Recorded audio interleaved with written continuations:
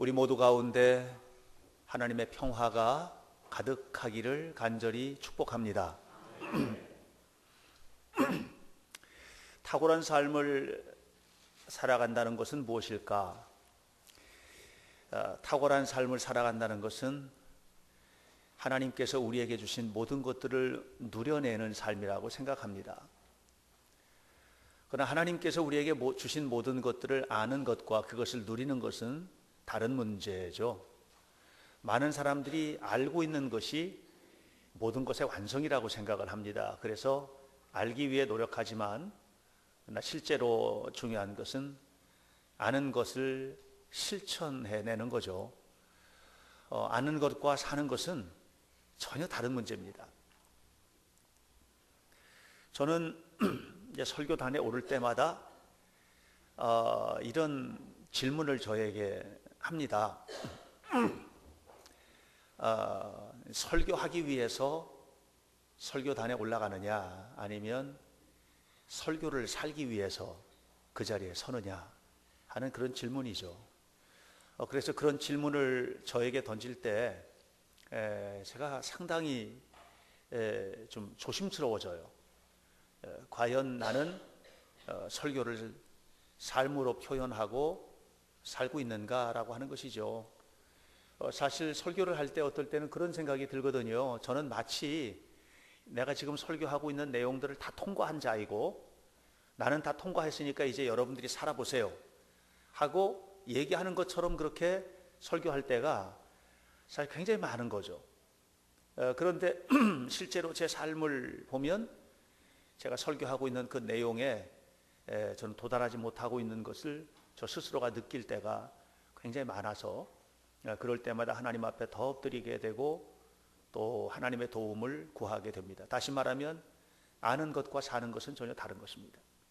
탁월함이라고 하는 것은 아는 데 있는 것이 아니고 살아내는 데 있는 것이에요. 탁월함이라고 하는 것은 아는 데 있는 것이 아니고 하나님 말씀하신 것을 우리가 누리는 데 있는 것이죠. 그것이 물질적인 영역의 것이든, 그것이 정신적인 영역의 것이든, 아니면 그것이 교회 생활이든 직장 생활이든 학교 생활이든 어떤 것이든 간에 그걸 아는 데 있는 것이 아니고 그대로 실천하고 살아내는 데 있는 것이 탁월함이기 때문에, 우리 성도들이 탁월한 성도가 되어야 된다라고 하면 적어도 실천적인 면에 있어서 탁월해져야 되는 거예요. 현장에서 탁월해지시기를 주님의 이름으로 간절히 축원합니다.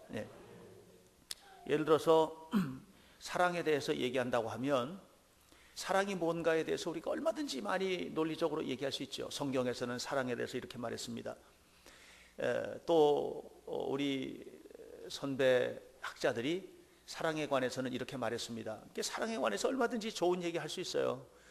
그러나 정말 구체적으로 사는 거하고는 다른 거죠. 예를 들면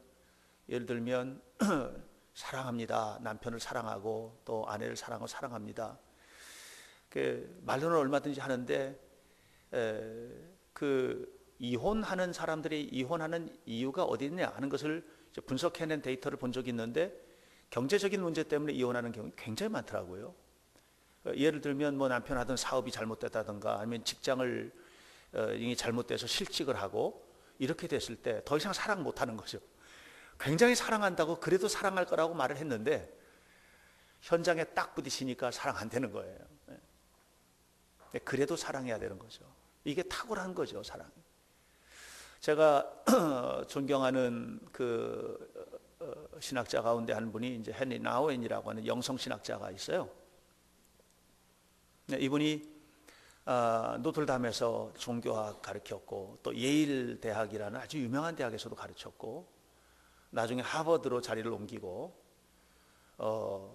세계 최고의 대학이잖아요. 하버드에서 가르쳤어요. 교수로 가르쳤어요.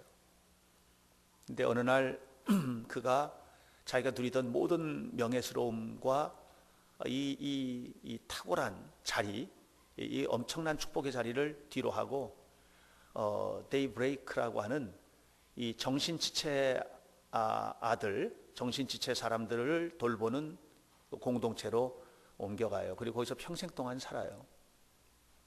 그가 이렇게 얘기했어요. 그는 사랑에 대해서 말하던 자리에서 사랑하는 자리로 옮겼다. 그게 이제 탁월함이죠. 기독교적 탁월함이라는 것은 뭐냐면 뭐뭐에 대해서 말하는 자리에서 뭐뭐를 행하는 자리로 옮겨가는 것이에요. 우리는 과연 그런 탁월함을 실천하는 그런 성도 가운데 있는가? 그리스도인으로 산다라고 하는 것은 바로 그런 것 아니겠습니까? 사실 우리가 그리스도인으로 살 때 저와 여러분 모두가 다 나는 하나님의 뜻대로 살아야 된다라고 얘기를 하지만, 그래서 기독교는 사랑의 종교이고 나도 사랑에 대해서 실천하는 삶을 살아야 된다고 말을 하면서도 손톱만한 것들을 걸어 이걸 넘어가지 못해가지고 시험 들고, 그렇잖아요, 그죠? 교회 안에서도 어떤 경우에는 정말 너무 힘들어하는 거예요, 신앙생활을. 근데 왜 그런가 하고 이렇게 그 안에 들어가 보면 손톱보다도 작은 문제 때문에 그런 거예요. 그 문제를 이거를 목구멍에 가시처럼 삼켜 넘어가질 못하는 거예요. 그러니까는 사랑 안 하는 거죠. 머리로는 너무 잘하는 거예요. 사랑해야 된다는 것도 알고 이해해야 된다는 것도 알고 하는데 그게 안 되는 거예요. 왜냐하면 우리가 미숙한 거예요. 탁월한 신앙을 갖지 못한 거죠. 우리 삶의 이 놀라운 탁월함이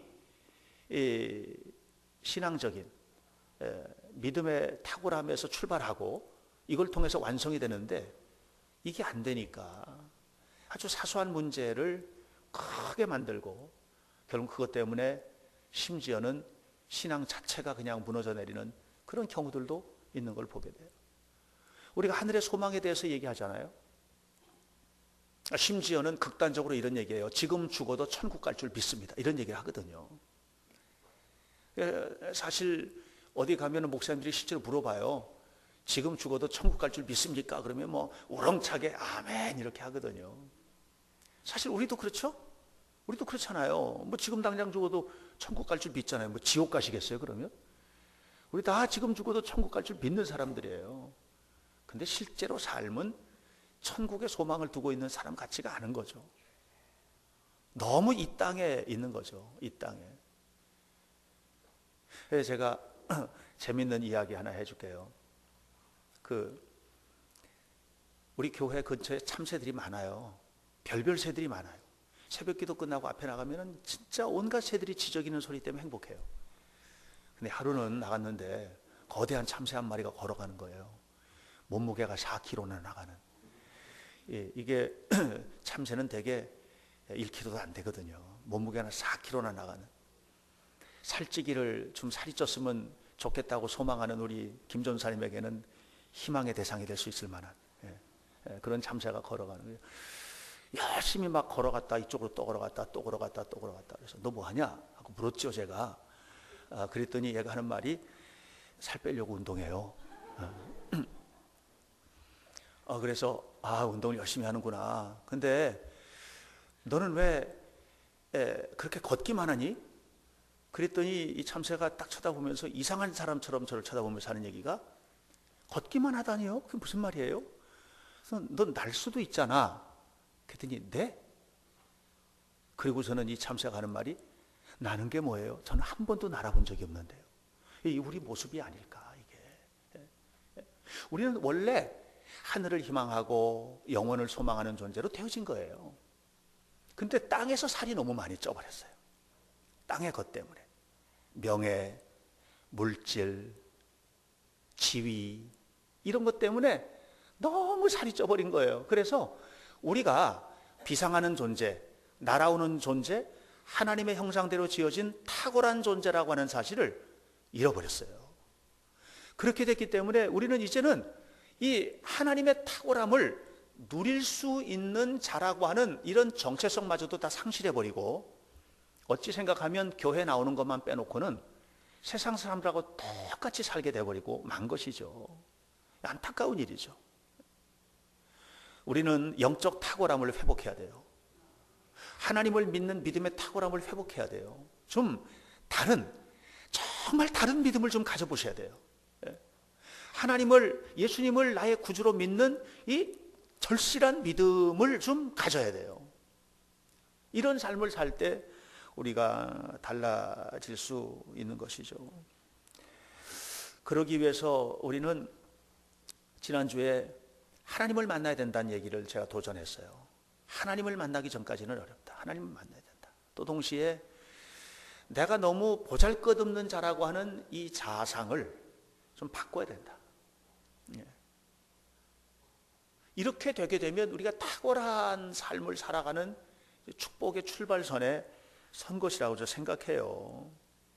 하나님을 만난 사람이, 그리고 내 안에 아주 사소한 것일지라도 소중한 것을 아는 사람이, 이게 소중하다는 것을 아는 게 참 중요하거든요.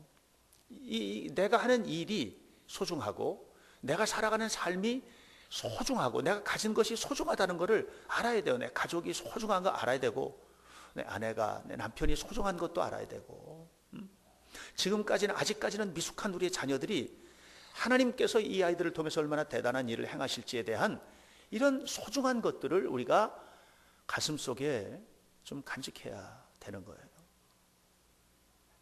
마틴 루터 킹 목사님을 제가 아주 존경하는 목사님이에요. 흑인 인권 운동가잖아요. 그분이 한 번은 흑인 집회에서 설교를 하면서, 강연을 하면서 이런 얘기했어요. 여러분들이 가지고 있는 것을 하찮게 여기지 말라고 그랬어요. 위대해지는 출발점이 뭐냐 하는 것을 얘기하면서, 여러분들이 뉴욕의 뒷골목을 청소를 한다고 하면 그 청소부로 탁월해져야 된다는 거죠. 그러면서 하는 얘기가, 청소부로 탁월해지지 않으면 삶의 탁월함은 없다는 거예요. 여러분 탁월한 삶의 축복들이라는 게 하루아침에 오는 게 아니에요. 남들보다 부자가 되고, 이게 하루아침에 그냥 뚝 떨어지는 게 아니거든요. 남들보다 똑똑해지고, 남들보다 좋은 연주자가 되고, 남들보다 좋은 어떤 아티스트가 되고, 남들보다 좋은 신앙인이 되고, 하나님을 만난 분 출발이지 거기서 그냥 딱 완성되는 게 아니거든요.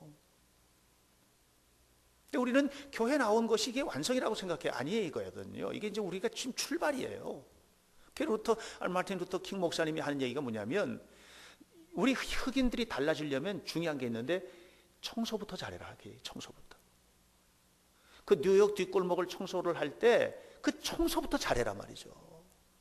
대충 하고 이렇게 하지 말고, 마치 어떻게 하냐, 그분은 이렇게 표현했어요. 베토벤이 운명 교향곡을 작곡하는 것 같은 마음으로 청소해라. 미켈란젤로가 다비드상을 조각하는 것 같은 마음으로 청소해라는 거예요.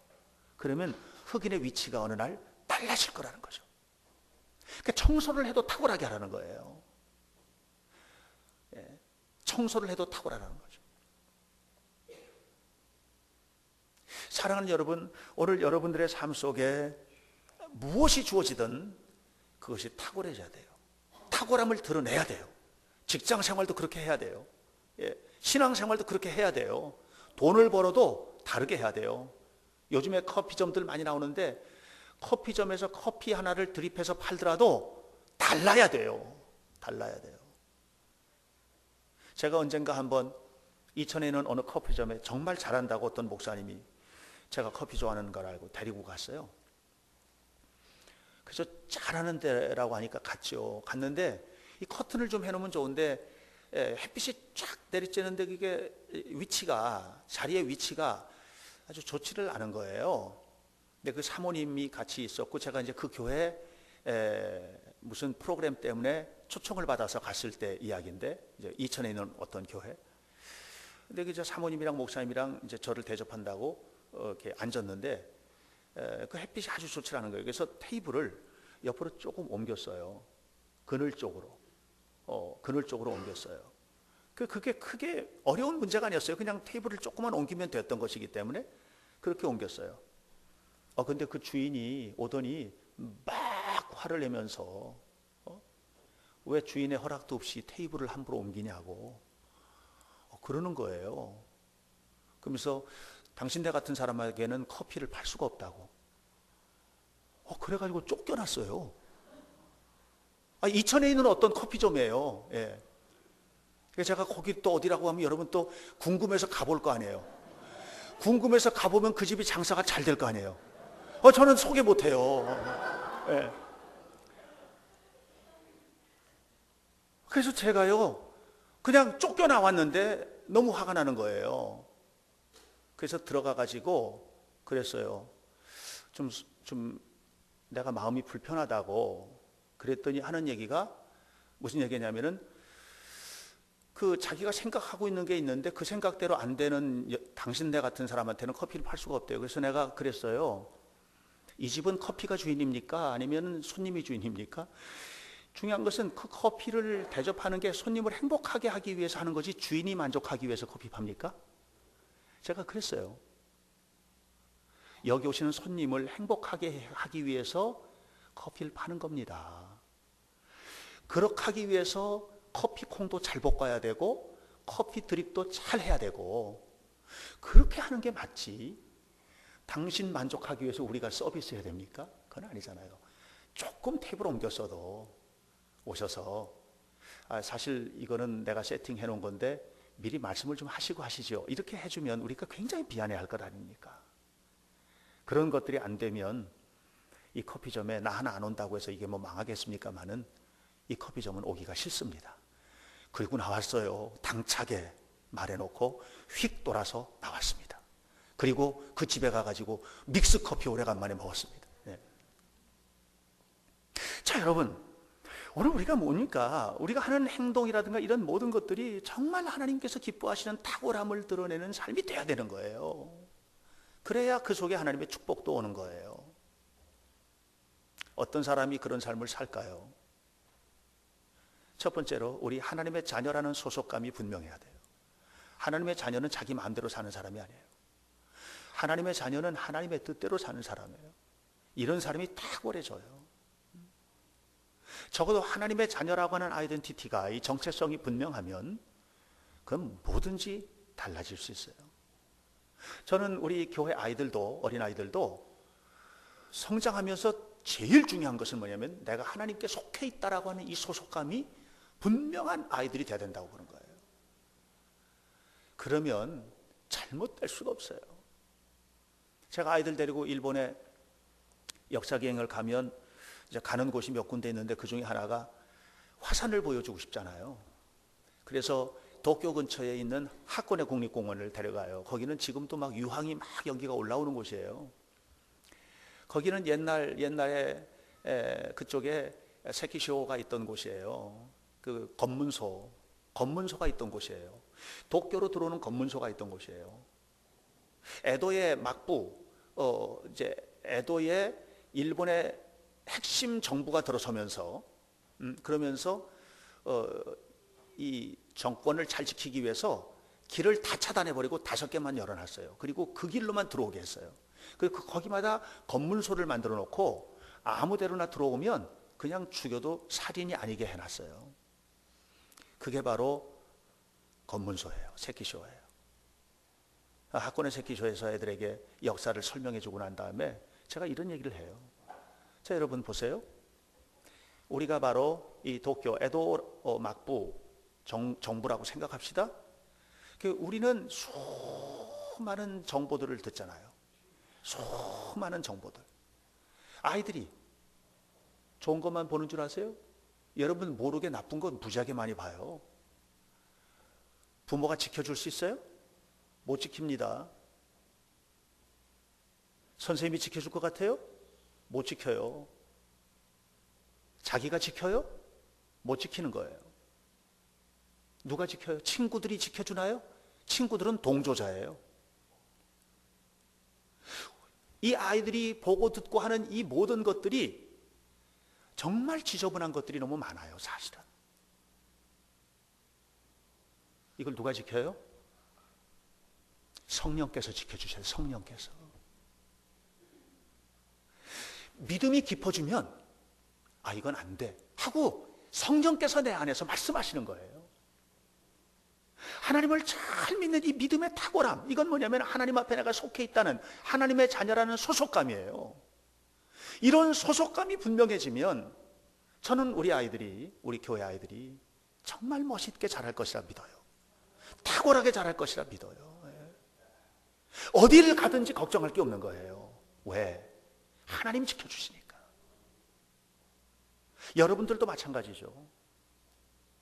하나님이 지키신다는 이 건강한 소속감, 나는 하나님의 자녀라고 하는 이 믿음을 가지고 우리가 하나님 앞에 살아야 되는 거예요. 오늘 성경 본문 6절에서 에레미야는 하나님을 향해서 뭐라고 그럽니까? 난 스스로 어린아이라고 그러는 거예요. 어린아이. 이 어린아이를 누가 챙겼어요? 하나님이 챙긴 거예요. 이 어린아이라고 하는 말 속에는 굉장히 다양한 가치가 담겼어요. 열등의식도 담겼고요. 심리적으로 피해의식도 담겼고요. 뭘 해도 안 되는 거예요. 자기 마음껏 활개를 마음껏 펼쳐본 적이 없는 거예요. 이거 어린아이라고 하는 말은요, 우리가 닮아서는 안 될 말이에요, 이 말이. 예레미야는 그런 친구였어요. 근데 그가 하나님의 손에 잡힌 거예요. 로마서 8장 1절 2절 보면 사도 바울이 그런 얘기해요. 우리가 그리스도 예수 안에 있을 때, 여러분, 참된 자유라고 하는 것이 모든 것에서 해방되는 것이라 생각하지만 사도 바울은 전혀 다른 얘기를 하는 거예요.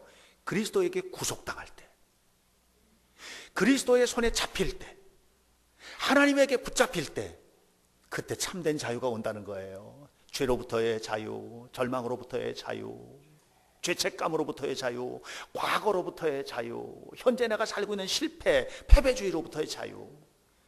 우리가 주님께 소속될 때 우리가 놀라운 자유와 해방을 느낄 수 있다는 얘기를 하는 거예요. 예레미야가 하나님의 손에 잡힐 때 18절에 뭐라고 그랬어요? 어린아이와 같은 그가 쇠기둥이 되고 놋 성벽이 되었다는 거예요. 하나님께 소속되는 것이 축복이에요. 여러분, 우리는 하나님께 속한 자예요. 그래야 탁월해질 수 있어요. 이런 사람들은요, 탁월해질 수밖에 없어요. 왜냐하면 자신감이 생기거든요. 하나님이 나와 함께 하신다고 하는 이것이 자신감 넘치는 삶으로 우리를 이끌어가는 거예요. 여러분, 자신 있으십니까? 세상 살아갈 자신이 있으세요? 그 자신감이 어디서부터 왔어요? 많은 사람들의 자신감이 자기가 가진 지식으로부터 왔다, 내가 가지고 있는 능력으로부터 왔다 해요. 이건 나의 것을 자꾸만 주장을 하니까 이게 자만심이 되는 거예요. 자만심은 교만의 뿌리를 두고 있는데 성경은 교만을 패망의 앞잡이라고 그랬어요. 여러분, 지나친 교만, 우리가 때로는 약간의 교만이 필요해요. 이게 이제 프라이드라고 해요. 약간의 교만, 이게 프라이드라고 해요. 내가 그래도 이거 할 수 있어? 라고 하는 이걸 자신감이라고 하는 거거든요. 이 프라이드가 필요해요. 이게 자아상의 변화죠. 자아상의 변화. 그런데 이게 지나치게 가면 이게 뭐냐면 교만이 돼요. 자만심이 되는 거예요. 우리의 자신감의 근거는 뭡니까? 사도 바울은 빌립보서 4장 13절에서 이렇게 말했습니다. 내게 능력 주시는 자 안에서 내가 모든 것을 할 수 있느니라. 내게 능력 주시는 자 안에서 내가 모든 것을 할 수 있다는 거예요. 얼마나 놀라운 자신감이에요. 그런데 내가 모든 것을 할 수 있는 근거가 어디냐? 사도 바울이 많이 배웠어요. 사도 바울이 사회적으로도 역량이 있는 사람이에요. 그런데 이런 모든 자기가 가지고 있는 이 역량, 이 파워, 이 힘의 자신감의 근거를 둔 것이 아니고, 따라서 하세요. 내게 능력 주시는 자, 내게 능력 주시는 하나님 안에서 내가 자신이 있다는 거예요. 놀라운 자신감이죠. 놀라운 자신감이죠. 여러분, 민수기서를 보면 여호수아와 갈렙 이야기가 나옵니다. 그 당시 가나안 땅은 강력한 땅이었어요. 강력한 족속들이 이미 자리를 잡고 있었죠. 40일 동안 가나안 땅을 정탐하고 돌아온 여호수아 갈렙이 와서 이야기를 하잖아요. 뭐라고 합니까? 하나님께서 우리에게 그 땅을 주셨다는 거예요. 성경은 이렇게 표현합니다. 하나님께서 우리를 그 땅으로 인도하여 들이시고 그 땅을 우리에게 주시리라. 그러면서 그들은 우리의 먹이니라. 우리의 밥상이라는 거예요. 밥상. 예. 자, 여호수아의 이 자신감의 근거가 뭐냐면 40년 동안을 훈련을 받고 이제 뭐 하나님 뭐랄까 이제 애굽 땅에서 나와 가지고 지금까지 진군해 오는 모든 과정에서 축적된 역량이라든가 이런 데 근거가 있는 게 아니고, 여호수아의 자신감은 하나님께서 우리를 그 땅으로 인도하여 들이시며, 하나님. 요셉이 애굽의 종으로 팔려갔을 때 그에게 수많은 유혹이 다가올 때마다 정말로 고통스러운 유혹들이 다가오고 그를 무너뜨릴 수 있는, 또 단번에 육신의 것들을 즐길 수 있는 조건들이 막 밀물처럼 그에게 밀려들 때 그걸 다 물리치죠.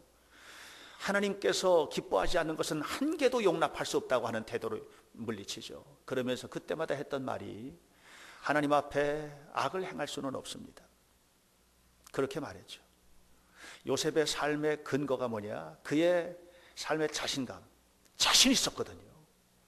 해와 달과 11별이 절할 것이다. 자신감의 근거가 어디냐면 하나님이었던 것입니다.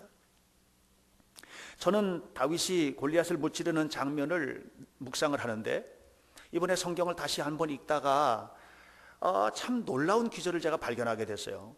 우리가 다윗이 골리앗을 무찌를 때 항상 이렇게 말하잖아요. 너는 칼과 창과 단창으로 내게 나오지만 나는 만군의 여호와 이름으로 내게 나아가노라. 그렇게 하면서 나간 부분들이 얼마나 자신이 넘치냐 이렇게 했는데, 성경을 보니까는 이렇게 표현되어 있어요. 다윗이 골리앗을 딱 마주치자마자 첫 번째로 했던 말은 그 말이 아니었어요.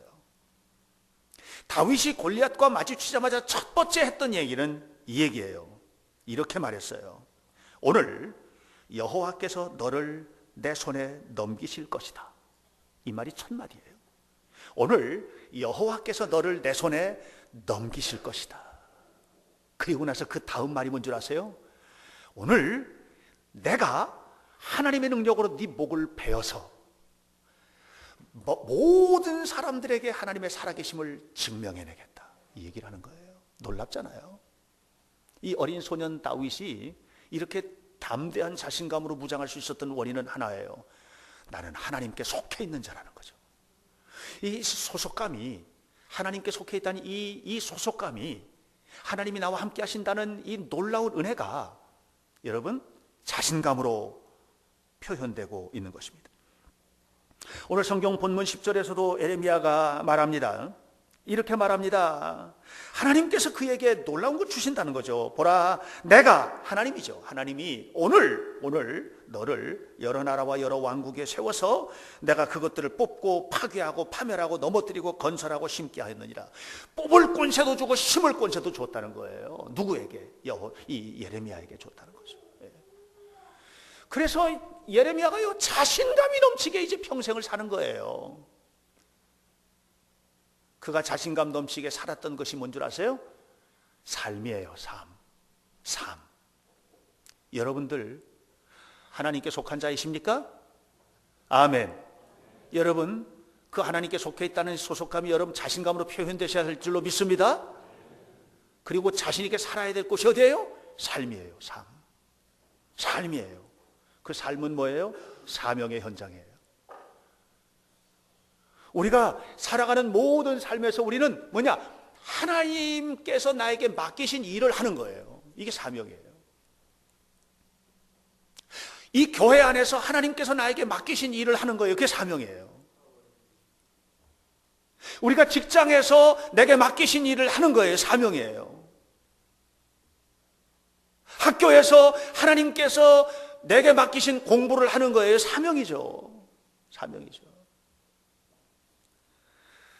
사랑하는 여러분, 우리는 사명을 감당하는 하나님의 자녀가 되어야만 하는 겁니다. 사명이라는 게 뭐예요? 내 것을 가지고 하나님께서 주신 것이죠. 사실은 이것을 가지고 하나님 기뻐하시는 일을 위해서 쓰는 거예요. 내 지식도, 내 건강도, 내 물질도, 내 모든 것을 하나님을 위해서 헌신하는 거예요. 감사한 마음으로 기꺼이 그 일을 감당하는 거죠.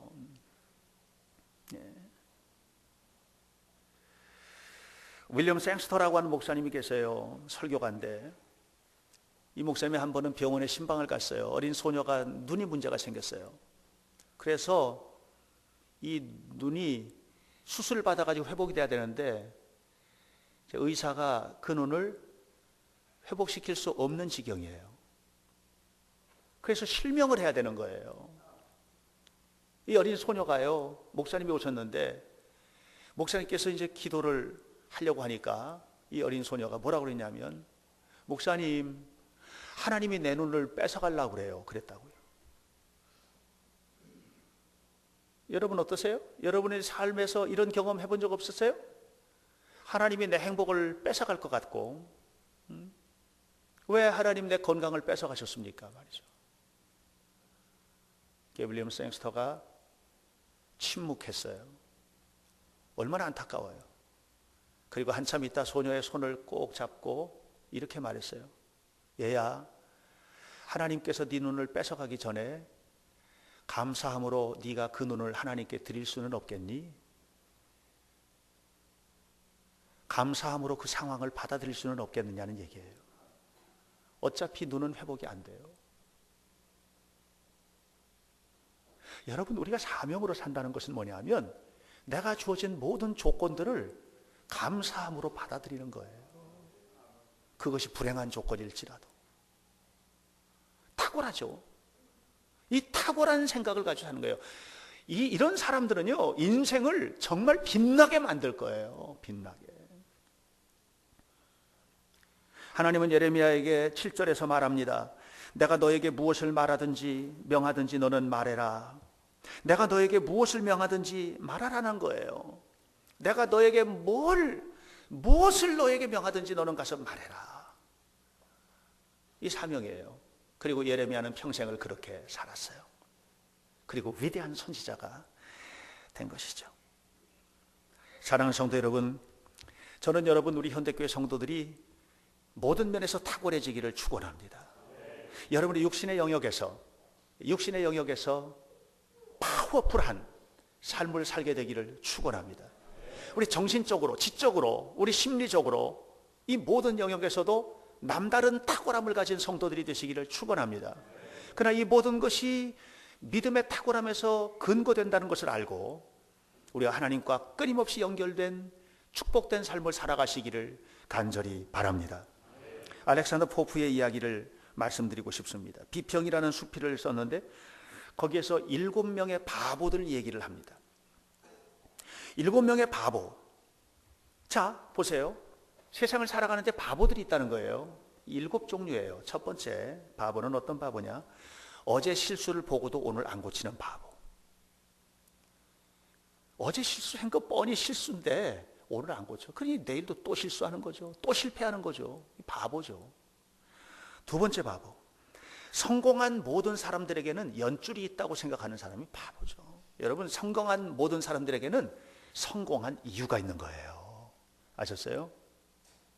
그게 그냥 된 게 아니란 말이에요. 그래서 성공한 사람들을 비난하지 마세요.